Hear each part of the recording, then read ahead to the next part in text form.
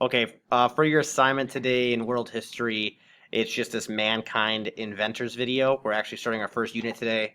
And like I said, we're going to start off with kind of the Neanderthals and the cavemen. We're going to start off before civilizations were even a thing, all the way back at the beginning. So this video is kind of a good idea, a good icebreaker, I should say, for our unit. So if you click on it and you view it and you go over to the instructions, step one is watch the video and answer the questions that are embedded.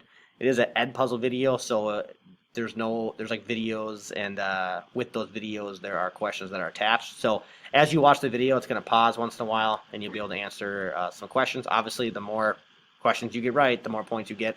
So make sure you're actually watching the video and getting the questions answered correctly. The second step then is I can go back onto this Edpuzzle website and see your score on that.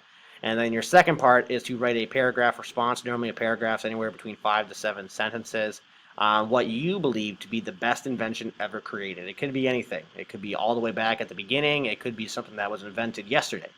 So whatever you think is the best, just make sure you give about two or three reasons why, if I can talk, why you think that invention is the best, and then just submit your response on Google Classroom. If you have any questions, always email me. It's the best way to get a hold of me.